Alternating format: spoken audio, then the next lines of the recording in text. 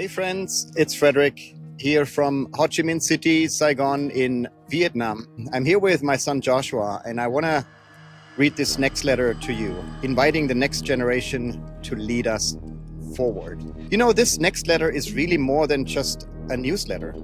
It's a little pause, a space to breathe, to reflect, and to experiment with what's next. And every other Friday, I share one question, two perspectives, and one experiment to help you create the future you actually want to live in. So let me tell you something about that really stayed with me. A few weeks ago in Warsaw, I was on stage being interviewed by a high school student. His name is Adam, in front of 46,000 students across Poland. It was his first time, and we were both very nervous. He started by asking, Frederik, when you were our age, what were you up to? So I had to think for a moment. And then I said, when I was your age, I sat in the last row of the classroom.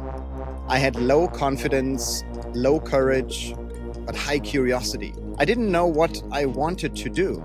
So I just kept experimenting, making mistakes, and slowly learning who I was becoming. And then came his next question. Have you ever been afraid of the future? And what do you tell your kids about theirs? I smiled because, yes, many times, especially when I left my job at Google after 12 and a half years. But I realized something. Fear doesn't mean you're failing. It means you are growing. And I tell my kids this, your job might not yet exist. And that's actually the good news. It means you get to invent it.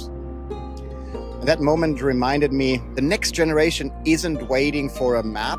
They're already asking better questions. So here is my question for you. What if the most powerful way to shape the future is by letting the next generation show us how? So let me share two quick perspectives. First perspective, a new compass for success. My kids don't dream of private chats or corner offices. They thrift their clothes, experiment with plant-based recipes, and talk about dancing and sports and well-being as a core value, not a luxury.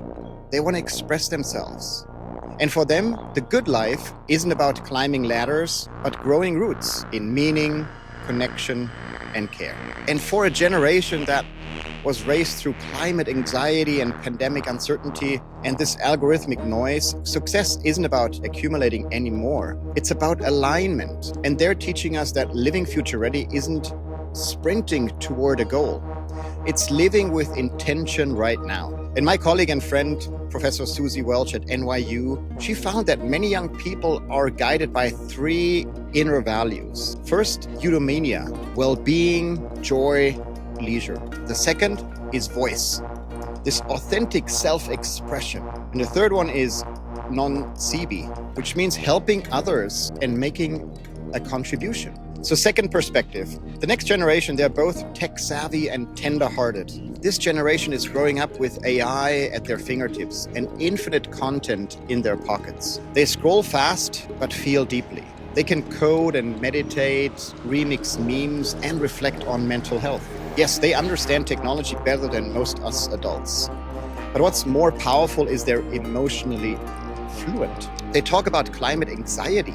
They crave connection, not likes. And even though they're the most digitally connected generation ever, they're also among the loneliest. They remind us that being future ready isn't about more technology, it's about more humanity. So they're not waiting for the world to change, they're already quietly and bravely changing it. So here's your experiment for this month. I call it Future Friday Flip.